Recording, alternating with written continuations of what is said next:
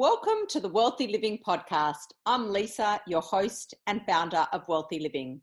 It is here that I connect with a variety of different wonderful humans to have inspiring and insightful conversations to help you live a meaningful, connected and well life. A place to learn and grow in confidence and clarity and to make choices that support your well-being both personally and professionally. In a world where eating healthy has become so confusing, I really am excited to welcome today's guest, Jenny Tschiesche, or better known as the Lunchbox Doctor, to talk about ways to help busy families eat real food, to cook from scratch where possible, and to make better, healthier choices. We'll also look at things like gut health, how food affects our mental health, and how food can be used to really improve our social well-being. So welcome, Jenny. Hello there. So nice to have you here, all the way from the UK. You're getting lighter there, I'm getting darker here, but this modern technology allows us to have this conversation today. So it's awesome. Thank you for having me. I'm looking forward to this. Yeah. So for everyone that's listening out there, let me tell you a little bit about Jenny. Jenny is one of UK's leading nutrition experts and the founder of lunchboxdoctor.com, a hugely popular brand. Actually, as I learned from speaking to Jenny before, it's very popular in Australia. So that's, I think, where a lot of the listeners do come from. She has a passion for creating delicious and nutritious recipes for busy people. She has worked with leading brands and health campaigns, including BB Sport, Sport England, and Cancer Research UK. Jenny regularly contributes to TV and radio shows, including Good Morning Britain and Good Morning Britain and BBC Radio, and to newspapers and magazines including The Guardian, The Mail, The Express and Top Sante. Her first recipe book was published in March 2018. It was titled Sheet Pan Cooking, 101 Recipes for Simple and Nutritious Meals Straight from the Oven. Jenny has also written a book called Gut Health and Probiotics, which was published in September of 2018, and another recipe book called The Modern Multi-Cooker Cookbook, 101 Recipes for Your Instant Pot, which was released in early September 2018. Jenny's currently writing a number 4 book. It's called Real Lunchtime Food, and it will be released later this year. Yeah, December. Yeah, so really soon, next month. So we'll all have to look out for that one. So yeah, you've done amazing things. I mean, writing 4 books and 3 of them being in 2018. That's a busy year. That's a really busy year. What a great accomplishment. And they all sound so practical and useful for what we have now of such a busy lifestyle, and, you know, people trying to do everything and seem to be getting a lot more takeout and a lot more Uber Eats and things like that, when really that's not probably the best nutritional choice. And so by having these cookbooks and giving people some really fantastic ideas of how it can be really simple to eat healthy it's wonderful. So yeah, I mean, it's go on. Yeah, no, go. I was just going to say it's, really reflective of kind of, my own family situation, which I think is quite often the case when people write a book from a very passionate perspective. I have 2 children, a husband. We are very, very busy, as I'm sure most families are at this stage in life. And, we've just got to stick to our principles, which is that we don't want to be eating packaged food, which is the simplest and easiest and quickest thing for us to be choosing. But we do want to be eating real food. And so the only way that we can do that is by making it as quick as a packaged meal to create, and actually sit down and eat together, which is something we really, really, we really believe in as a family. Yeah. So that's actually one thing that is missing from a lot of families today, I think. Very different than when I grew up. Sitting at the table for dinner was just something we all did, unless there was a particular reason that someone was out. But now it seems that families definitely don't sit down as much as we used to. So that's great that you know, that you've got that value. And I think that I really hope that that value is something that comes back in, because I think that's when the greatest learning happens. And I know for myself, so much of my knowledge comes from dinner table conversations. Absolutely. The things that get revealed over the dinner table that never get revealed otherwise. It's quite scary.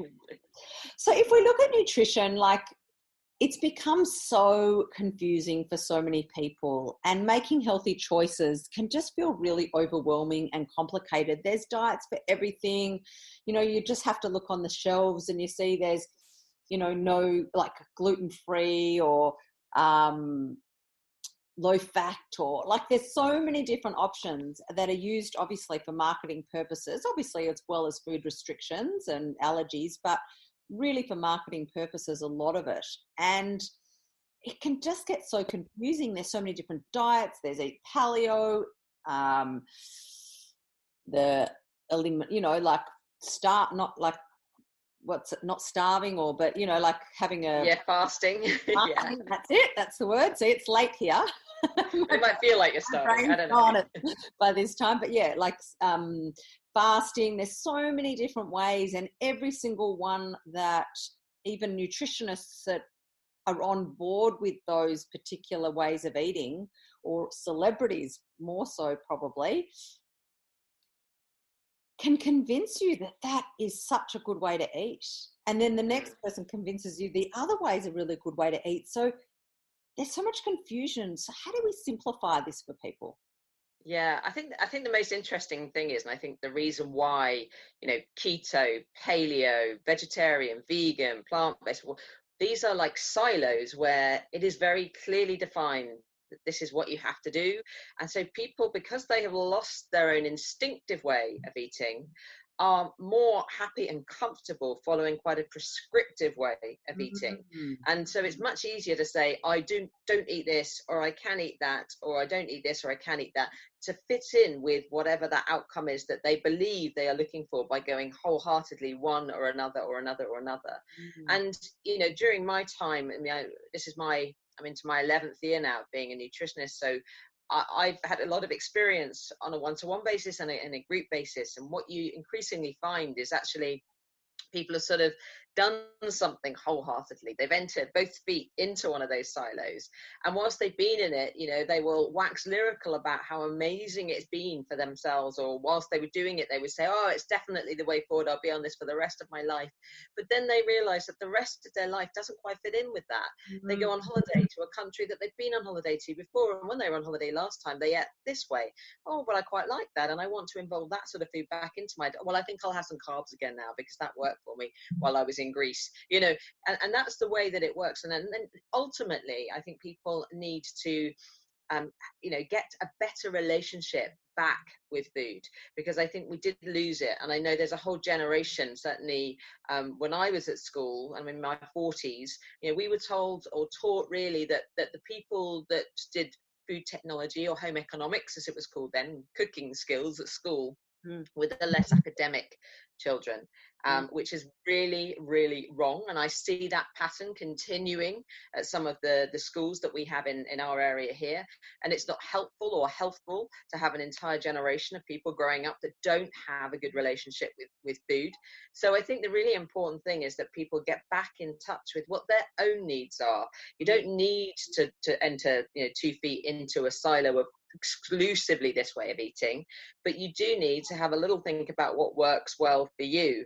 And there are some really, really simple principles that we can follow, you know, in the day of sort of and the age that we're in now with social media. It's very easy to think that wherever you are in the world, avocados are your friend. But we're in England here, and avocados traveled a very long way to be here. They don't grow in farms locally. They're not a seasonal food in this country. And actually, there are many seasonal foods right now that I just see people, they wouldn't have a clue how to cook. Some of our root vegetables, for example, you know, swede or rutabaga, as the Americans call it. Is it swede or rutabaga in Australia? I don't know. Swede, maybe, but what swede is what? Like a sort of a round turnip. With a sort of a yellow flesh. Yeah, it'll be swede. Yeah, and things like turnip and, you know, even pumpkins, actually, we do grow them to eat here. Lots of squashes, those are in season here right now. Yeah. But I think there's a lot of people that wouldn't know what to do with them, and therefore a little bit scared. They leave those on the shelves, but everybody seems to know what to do with this avocado all year round. So it's about trying to find the way that works for you, for your body, and getting in touch with the seasons. Just go into your local greengrocer. Even supermarkets now are getting better at it, now that everything's on show and not covered in plastic, thank goodness, that you can see. We're still not completely there. We're not completely there by any means, but a lot of the supermarkets here are getting way better at making seasonal produce very accessible. Little recipe cards so that people know what to actually do with it, and the packaging means, or a lack of packaging means, that you can see it, and it's on show, which is great. So yeah, I think with all of the different messages that we get, I certainly think it's worth having a look at, does it suit my body to have, maybe for example, if you've been diagnosed with pre-diabetes or indeed diabetes, of course it makes sense to have a look at, removing some of all of the refined carbohydrates from your diet. But have a look at how you could replace those. Could you put some greater complex carbohydrates into your diet? Could you go slightly higher protein? Where are you managing the fiber in your diet, for example? And it's a sad truth that unfortunately most people get educated about food when something goes wrong. Yeah, that's so true, isn't it? So yeah, I suppose for me, I've never been one to buy into a lot of different ways of diets or eating. I probably don't have the discipline to do that. I think I like food too much, but I am a person that doesn't eat a lot of processed foods. And I think that for me is the way that I find the easiest to simplify all the noise, is just to go, what has the least human interference? Yeah, that's a really important point, isn't it? There's so much everywhere because of the way that we live our lives. The things are just so accessible. I know some of the clients, the big companies that I work with, it almost seems impossible when you look at their working day to avoid the temptation of chocolate bars, donuts, bacon sandwiches, on horrible white commercial bread. These things are just what they seemingly have open to them to buy. And it takes so much more effort to avoid the processed foods. So you've got to give them a very good reason not to, and yes, there are scare tactics that you can use, but the reality is people have got to be coaxed into this and understand what their very reason would be for wanting to eat real food. Yeah, totally. Yeah. And I think that that comes down to the decision makers, doesn't it, of what's available? Because I think that the employees are probably happy to eat whatever's supplied to them, so what's available, but it's actually convincing the people that are providing the food to have options that are convenient and healthy. Yeah, classic case. I did a sports nutrition workshop the other day, and we were doing recovery drinks, and I had literally a fridge full of ingredients, and frozen fruit and ice in the freezer. And we were waiting for lunch after the workshop, and one of the dads of the athletes came up to me and he said, I looked at that stuff, and he said, and I just couldn't see anything in there that I've ever eaten in my life. Oh my God. And then I turned to his son and I said, and what about you? And he said, well, I left home at 16 because I'm in an academy. He's a Great Britain judo fighter.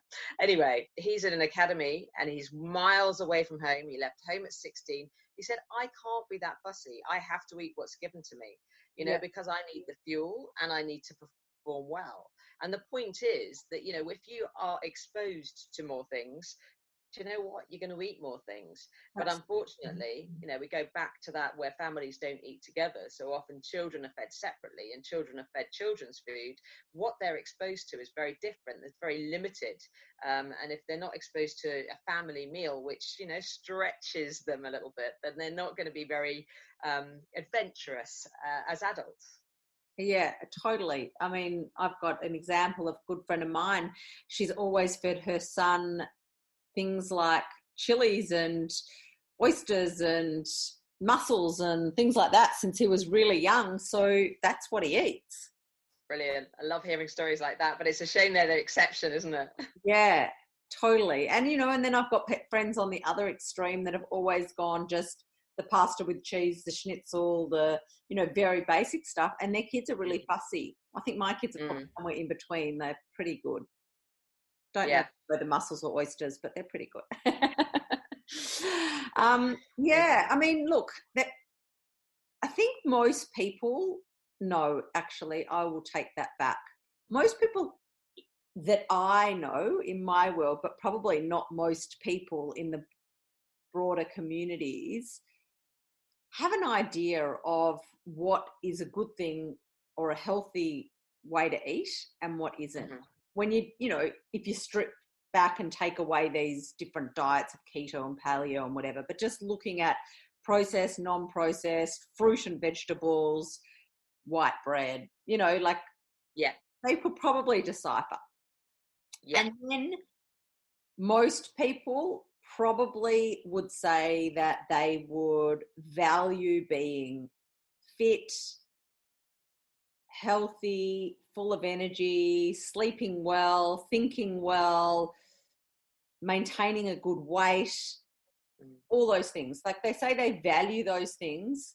They would probably kind of know what it takes. But then there seems to be this gap between this ability to make choices that are not aligned with the values. Yeah. Why do you think that's happening? Yeah, it's almost like sort of self-sabotage, isn't it? Yeah. I think the really important thing here, and I've come to realize this, when I first graduated, I thought nutrition was everything. But I think nutrition is a behavior, in terms of our decision to eat the right kind of food or not. And it's a behavior that sits alongside multiple other behaviors. And looking after your body, I mean, how many people, for example, will go on a phone until they're going to bed and they know that the blue light's going to keep them awake, and that's not great, or with all the best intentions, you have a sleep hygiene routine, but you decide to maybe just go against that, have that late coffee or stay up a little bit too late or watch a stimulating horror film before you get, because you want to, or because you don't want to be confined by rules, and I think that's a really interesting thing. It's almost like as human beings we either have to follow rules or we want to go against following the rules. But where is that happy middle ground where we can say, do you know what, it's all right to do, to watch that horror film maybe on a Friday if we haven't got work the next day, but don't watch it on a Tuesday. That's not helpful. And certainly where it comes to food, I think it is about feeling. I always think about the 80-20 rule. That's so obviously a lot of my job is about handing out advice around, and I do try and make it very, very practical, how people can actually think about, if they haven't got much time in the morning, what a realistic breakfast is going to be. How do you get away from the cereal box? How do you get towards something that's a little bit more whole grain or full of protein? So we're looking at fibers and proteins in the morning. We can always find a solution. We can always find a solution for lunch, and they can do that 80% of the time if they choose. But I think, 80% of the time, do the things that your body absolutely needs you to do for better clarity of mind, better decision making, feeling happier in yourself, more energy, etc. And then 20% of the time, have that second glass of wine or that third glass of wine. Go out with your friends, go out too late, abandon your sleep hygiene routine, because you know what, you're a human being and that's perfectly fine too. And I think that's the way to get across to people that whatever it is that they're trying to achieve, they can still achieve. It's not an all or nothing. 20% of the time is absolutely fine, there or thereabouts, to go off quota. Yeah, totally. I mean, I agree. I live by the 80-20 rule myself.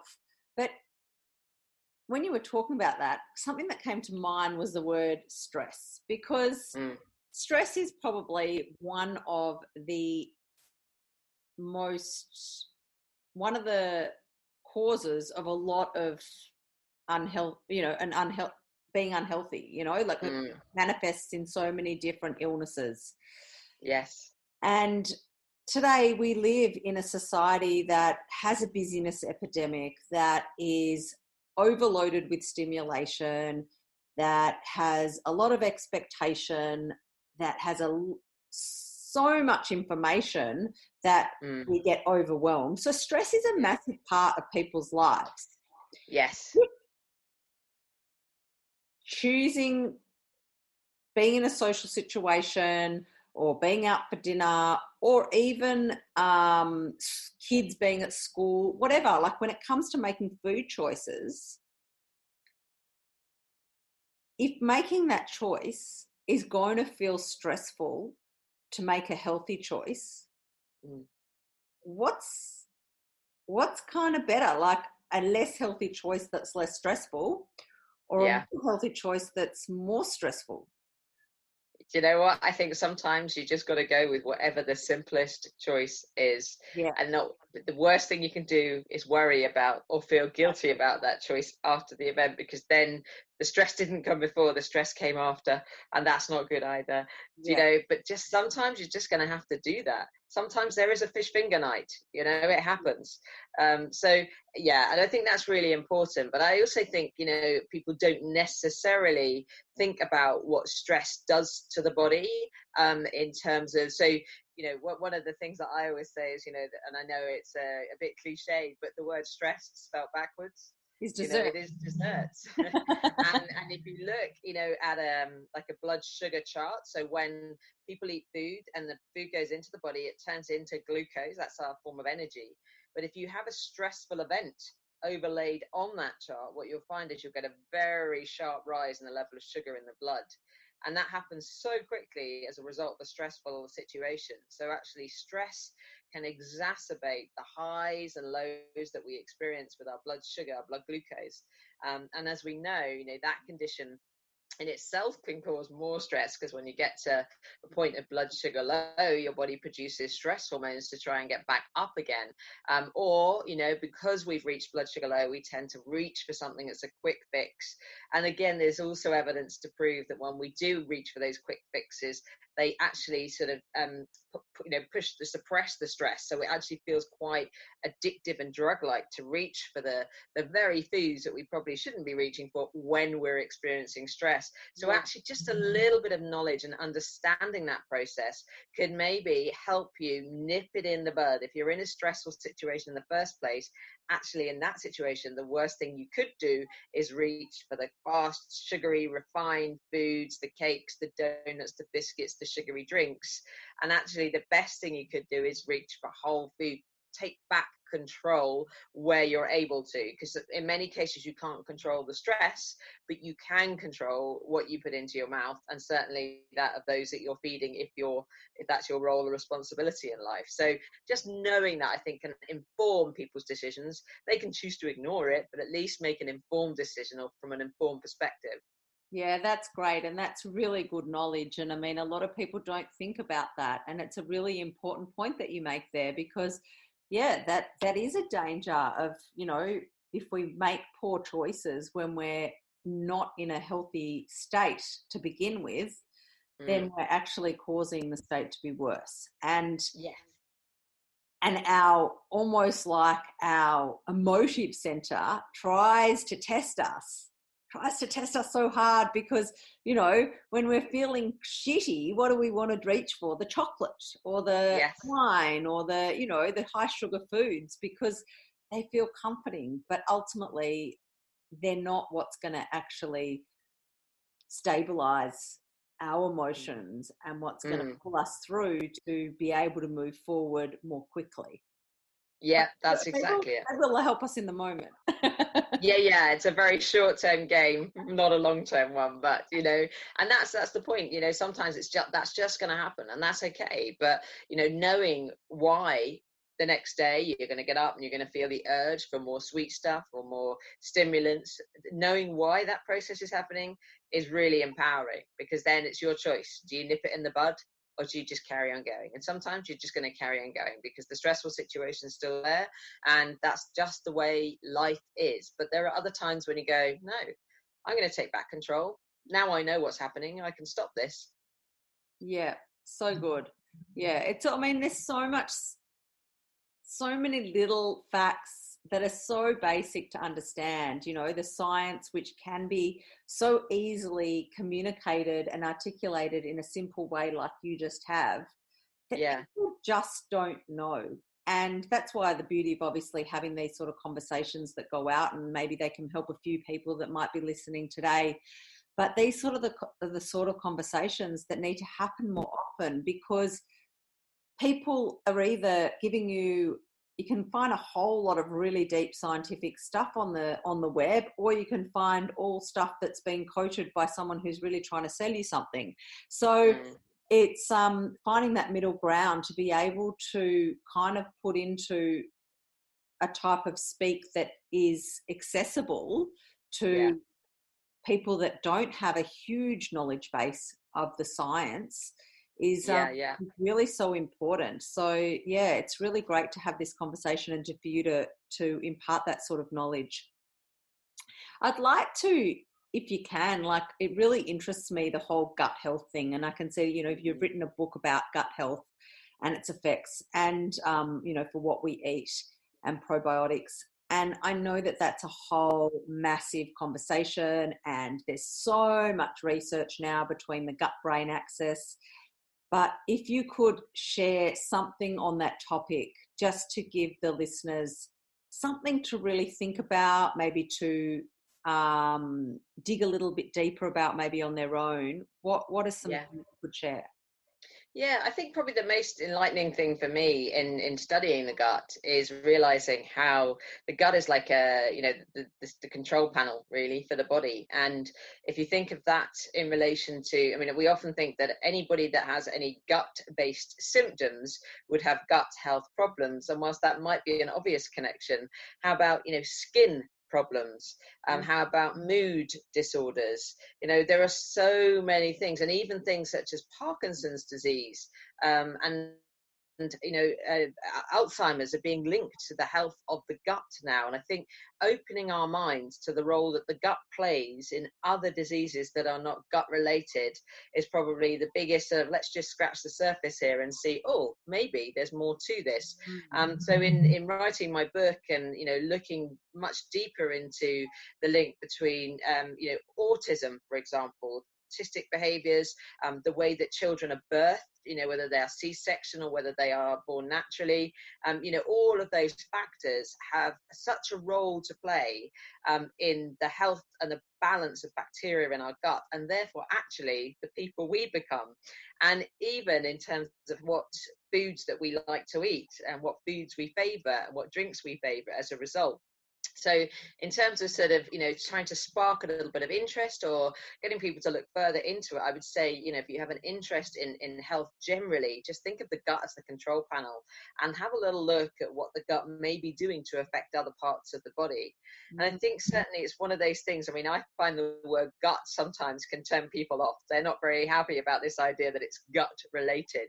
So, finding a way of communicating that's really important. But once you're over that, people are very interested to know what they can be doing to improve, a much nicer word, the balance of the microbiome. How do we improve the balance of the bacteria in our microbiome? And certainly, knowing which foods to be focusing our attention on is important. And whilst there's a whole load of information out there about, probiotics, well, the funniest thing for me when I mention probiotics in the mainstream is that people tell me they're going to drink the little yogurt drinks that they see on the supermarket shelves that had all the right intentions when they came into the world, but of course now we're so full of sugar and added products that you don't really want to be drinking those. But probiotics are a bit of an overwhelming subject. But when I start to convey to people that probiotic foods have been in our existence since Greek times, Roman times, people fermented foods back then, and it did seem to improve their immune system. A very simple correlation. You go to Eastern Europe, and you have all sorts of things like sauerkraut that are just normal foods that people just fermented to preserve over the winter months. And then we go over to Japan and we come across some of the the natto, the tempeh, and even soy sauce and miso and things like that. These foods have been in the world for ages, but I think as what's happened in certain cultures is that we've progressed so quickly, and farming has or food production has moved from the farm to the factory, and what got lost in the process was the probiotic benefits of preservation. We found quicker ways of preserving food, and we no longer fermented food, which was perhaps at the time seemed a bit old-fashioned.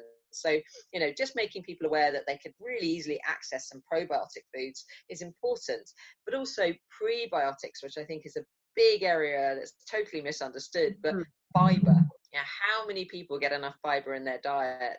I mean, I know the statistics here, adults should be getting 30 grams of fiber a day, and actually women do worse than men. I think women get 17.2 grams per day, and men get about 20.1 grams a day. We're not reaching our levels of fiber that we need. And there's so much fiber in, again, real food, real vegetables, real fruit, complex carbohydrates. So just making people aware of very simple ways that they could intervene a little bit, things that they could, rather than take out, add into their diet to give them a healthier microbiome, I think is really important, to make them healthier in every other way as well. Yeah, absolutely. I mean, I love sauerkraut. I can go through a whole jar in like a few days, which I don't know if that's so good, but if your gut can stand it, that's great. Some people's guts are so out of balance because of the modern Western diet that they start putting things like, proper sauerkraut into their body, and they just react. The same with kefir or kombucha or anything like that. You start putting some good bacteria in, it's like there's a party inside your gut. So you have to be very careful at the rate at which you introduce those substances into the body. I mean, particularly if there's some damage. I mean, I know that I've got some gut issues, but I seem to, like, say if I had cabbage, raw or something like that, it probably doesn't work so well. But when I have it fermented, it seems to be fine. Great, that's really good, because then you're getting the probiotic benefits of the food having been fermented. And like I say, you talk to people from other countries in the world, they just can't believe that we don't have those, and we did used to. I mean, the British would have fermented foods, but prior to having fridges, we would have smoked meat naturally. We wouldn't have had to add nitrates to bacon and preservatives to smoked fish. It would have just been, locally produced, locally smoked, and we would have eaten it from a short distance away, rather than having transported it halfway around the world before we eat it. It's crazy. Yeah, it doesn't make sense, does it? Doesn't make sense, no. Financially, it probably does somewhere, but we don't see that. Yeah, it is crazy. And, it's become such an industry like so many other things. I mean, food has obviously always been somewhat of an industry, but it really doesn't have to be so complicated, and nutrition doesn't have to be so complicated. And these foods that seem to be now seen as superfoods, or foods that superfoods are now packaged. They're now into powder packaged. But but the superfoods, or the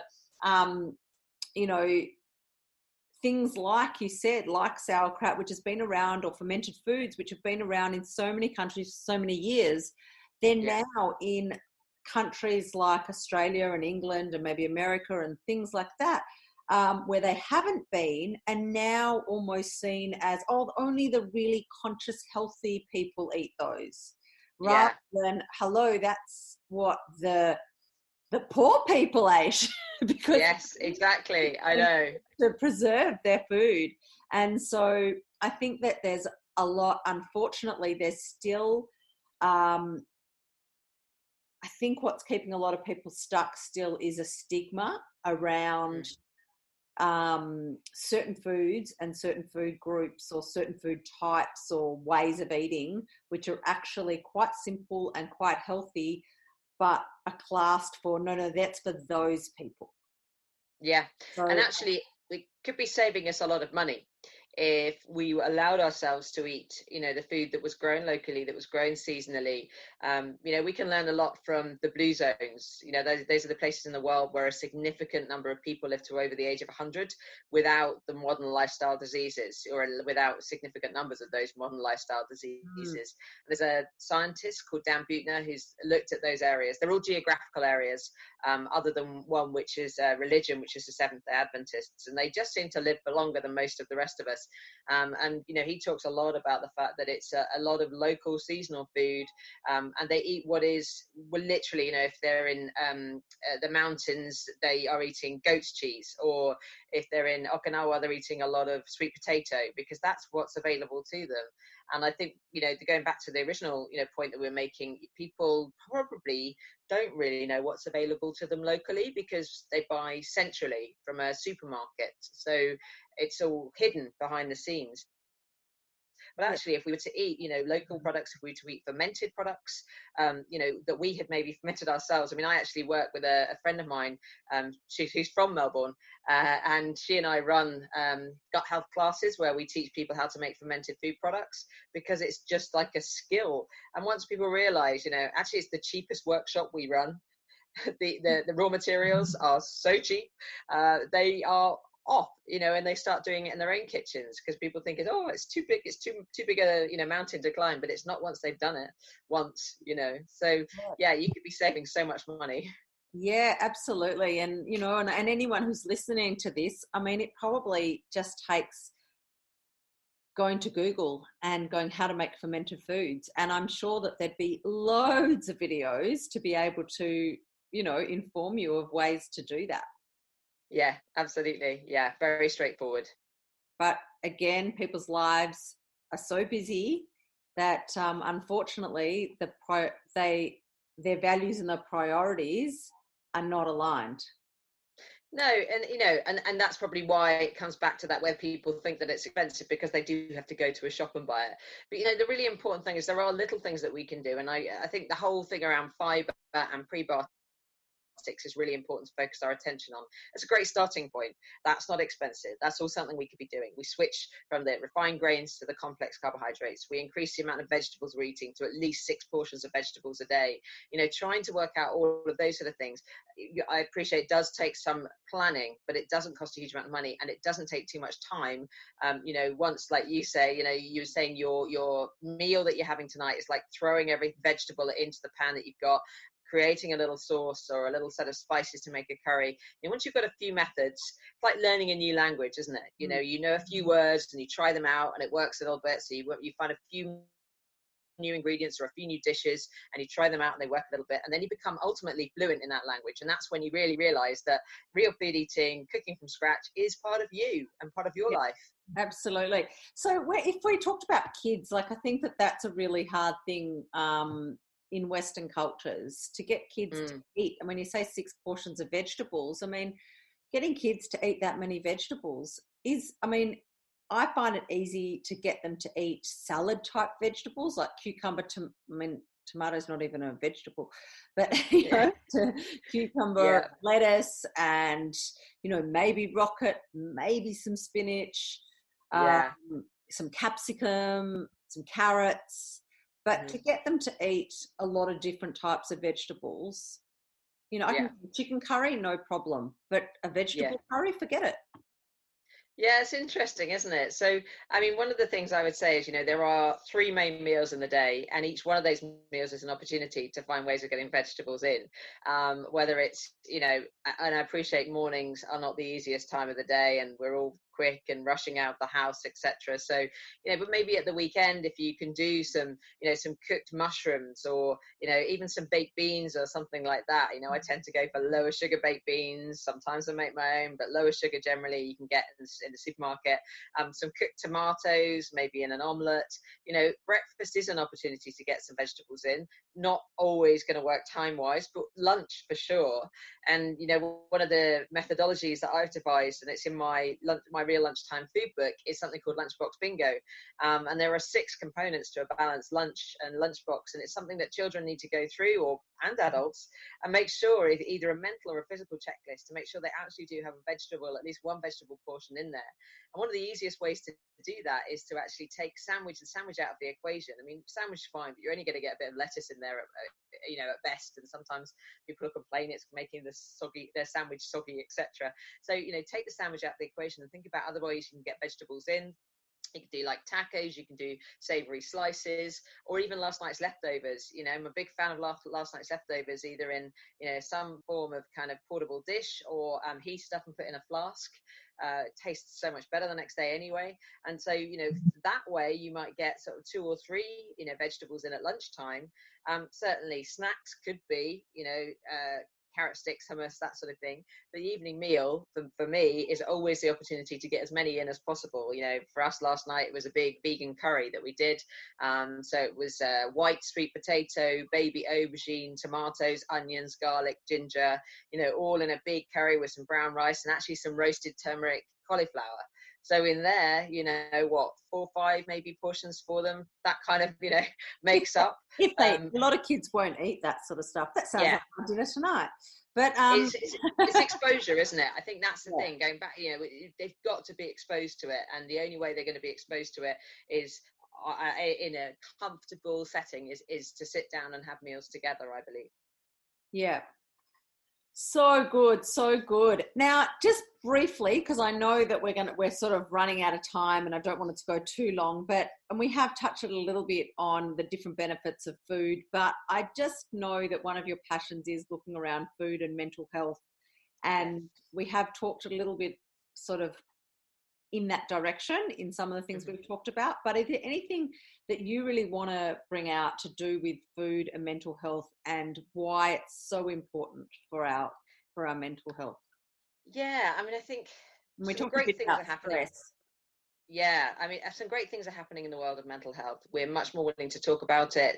A lot of organizations that I work with are a lot happier with just not only discussing it, but actually they're open to having mental health and wellbeing specialists in to speak with their staff, because they can see real benefits, because depression, anxiety are real problems in their organizations.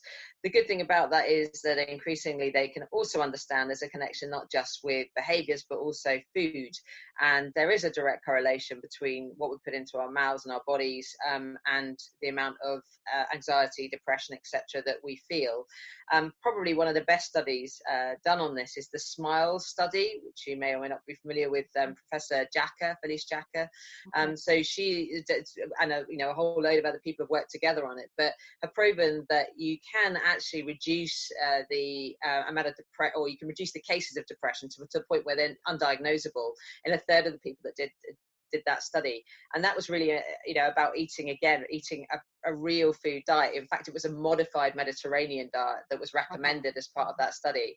And when you look at it, there's actually a pyramid that you can look at with several portions of whole grains, several portions of legumes in a week, and eggs. So it's not all plant-based, but there's quite a plant-based element to it, and then good quality proteins. And when you look at that, you go, yeah, that's actually the real food that anybody could really be implementing and putting into their lives. And what it does make very, very obvious is that as soon as we end up eating and going for those quick solutions, too much caffeine, too much nicotine, too much sugar, and we're relying on stimulants to bounce us along through the sort of the stress curve throughout the day, and to keep ahead of the energy curve throughout the day, then that's when we end up in trouble with depression, anxiety, etc. So it's so simple, and that's what I love about this. It's so simple, the message that if we can eat real food, if we can, as much as we can, cook from scratch, these are very simple interventions that help us be in a much better place mentally, lower rates of depression, lower rates of anxiety, and take back control of our own sort of mental framework. Then that's how easy it is. So, like, in summary, then, for a lot of people, if they're thinking, all right, well, I've got all this information, I know, this is really good, I really want to start making some good decisions. Yeah. Simplify it to go with the 80-20 rule and low HI, so low human interference. Yeah, brilliant. I love that, low HI. Yeah, low human interference, exactly. And there are so many sort of proverbs and phrases that we can come up with, but I do think it's really important to think about, eating a substantial breakfast with fiber and protein at its core, and then let the rest of the day see how it goes. But yeah, low human intervention, great. And actually, talking about that just quickly, because this is really topical at the moment. When you say the importance of a really good breakfast, and look, when I studied and did my units on nutrition, you know, or when I was doing a lot of work in corporate health, talking about eating breakfast and a really good breakfast was something that was considered really important. And now there is so much push or hype around the intermittent fasting. Yeah. And so many people are sharing that they have really amazing benefits from it, both in losing weight as well as in feeling really good energetically. And so what's your opinion about that? Because that means not eating breakfast. Yeah, well, it doesn't in every case, but I think most people can benefit from a 12-hour fast. I think that's a really good opportunity for cells to regenerate, give the body a break from digesting food. So, you know, you have your last meal at 7 o'clock in the evening and you have your first meal at 7 o'clock in the morning. I think that's achievable for most people. The thing with breakfast, I think it doesn't have to be breakfast, but your first meal of the day has got to be something that you put a lot of effort and energy into planning. And for some of my clients, that'll be a meal that they have at 11 o'clock in the morning. The worst thing I believe people can be doing is pushing on through. It's a very, for example, I was doing a workshop on adrenal fatigue and adrenal stress the other day, and a little test that I do is I shine a light onto the pupil to see the reaction of the pupil, and if the pupil becomes very small very quickly, that's a really good reaction to a physical stressor, but it's an indicator of how your adrenals are functioning. And then I did it on this one guy, and his pupil became very, very large very quickly, and I said, tell me about your day. And he said, well, I've been to the gym. He's a real gym bunny. He looked, you know, very muscular. And I said, and have you eaten? And he goes, oh no, I don't eat afterwards. I said, well, that's the problem, you know. So someone like that, fine to work out first thing in the morning, but you've got to eat straight afterwards. That's a really important window of opportunity that he'd missed there and put a lot of strain on his body. So I think, again, this goes back to that intuition. If you're somebody that works perfectly fine without eating in the morning, and you can get going through to 11 o'clock when you do get hungry, then you've got to have put the preparation and forethought in so that what you do eat is a really good meal. So it's a breakfast or a brunch, I would say, that's got to be well thought through. And yeah, in terms of fasting, I think it's great for some people, but you've got to be eating a good diet to achieve it. You can't be eating the modern Western diet and get away with fasting, because that goes back to your word, starving. Yeah, exactly. Yeah. Well, thank you for clarifying that, because that's really good. And look, a lot of people I think are doing the 16 hours, not 12 hours. Yeah. But, yeah, I don't know that I can do that. Yeah, and some people can't and some people can. And, you know, great. I agree. Some people are seeing amazing results from the 16-hour fast. And I get, you know, why they are. They had to change the way they eat. It's got to be better food. It's got to be more real food. It's the only way you can do it. Yeah, brilliant. Wow. So with your new book coming out and it all being around lunchbox ideas for mainly, I think, for kids, but maybe for families as well, and adults going into work, I'm not sure. But maybe if you can give the listeners some tips or some ideas or some information about what is in the book, and even if they weren't to go and buy the book, something they could take away from today. And if they wanted it a little bit more, then they obviously could go and buy the book. Yeah, sure. So for me, you know, the whole ethos for the book is about encouraging people to move away from the white bread, ham or cheese sandwich, packet of crisps or chips, and something sweet, be that a drink or a cereal bar or chocolate or something like that. Because when we look at that, that's not a nutritionally balanced lunch, and we're missing the opportunity of lunch to have a balanced meal, and certainly vegetables, fiber, all the things that we're probably lacking at the moment in that meal. So what can we do to address that? Well, there's a whole load of ideas. Now, the book is for both children and adults, because I think adults increasingly are taking their own lunch to work. And actually, they're really good ambassadors in many cases for children, but certainly in other cases, there's a lot that could be changed to improve the health of the lunchbox. There's a sort of like a 6-component framework that I use called Lunchbox Bingo that helps people plan their lunch boxes so that they are nutritionally balanced. But one of the biggest things that I find is helpful to people is when they're thinking about a lunchbox, take the sandwich out of the equation and think about other places that you could be getting the nutrients that a sandwich may have provided, but plus some in other ways. So, obviously we do eat with our eyes. So there's a whole load of ideas for salads. There's a whole load of ideas for people that want to bring more vegetables and how to get more vegetables into the lunchbox, healthier bakes. But also something as simple as, taking last night's leftovers or cooking something fresh and taking it in a flask so that it's hot when you open it up the next day. Certainly here in the UK, when we're entering into sort of autumn, winter time, there's nothing more appealing than opening up a hot flask of food that is homemade. So, that's the idea behind it. But it's really for most people, if they want to improve the nutritional quality of their lunch, it's a case of sort of taking out what's there currently and upgrading it to a more nutritious alternative. Great. Thank you. And so if you were giving one example of one recipe or one idea for a kid's lunchbox that isn't a sandwich that most kids you think would like, what would it be? So it's the savoury oat slice. It's like having a savoury flapjack, but it's called an easy cheesy flapjack. And, you might find with children you're better off not calling it a flapjack because they're expecting it to be sweet, which is why in this book I changed the recipe to a slice. So it's cheese and it's vegetables and it's oats and eggs. So it's just a one-fits-all complex carbohydrates, good quality fibres, some good quality protein in there, and loads of vegetables. What's not to like? Sounds good. Well, I look forward to getting a look at the book when it comes out. So next month. Yeah, absolutely. Yeah, that'd be great. So is there anything else that you think that you'd like to cover before we wrap up? No, I think that's it. I think we've, fairly comprehensively covered stress, mental well-being, lunches, and cooking real food from scratch. Yeah, fantastic. Thank you so much.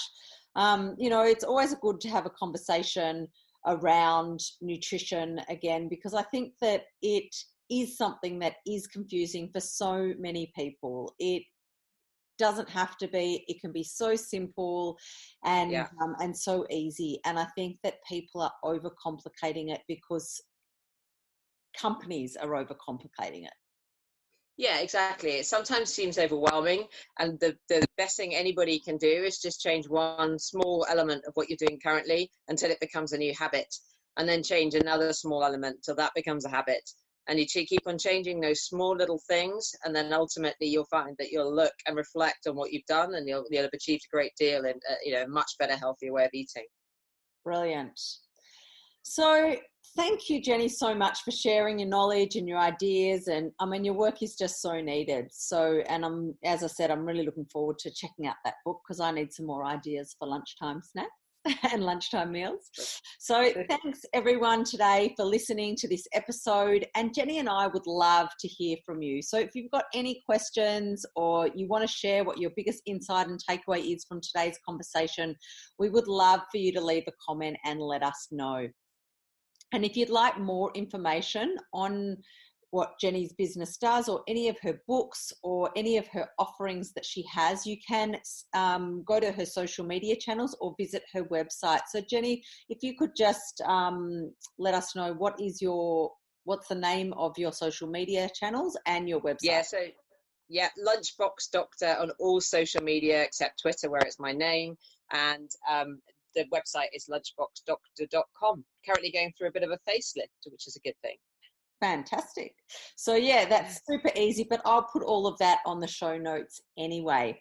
So if you've enjoyed today's episode, please share it with your friends and consider subscribing to the Wealthy Living podcast and the Wealthy Living YouTube channel, so that you can listen to more conversations with wonderful humans whose stories, knowledge, actionable ideas and wisdom can help you live a meaningful, connected and well life, both personally and professionally. I'm Lisa, an integrated life, clarity and wellbeing coach, a workplace wellbeing consultant, a conversation facilitator and event creator and host. To find out more about my services, you can visit my website at www.wealthyliving, WELLTHY, living.com.au, or you can connect with me on any of my social media channels, which are Wealthy Living also. Until next time, remember, connection is medicine.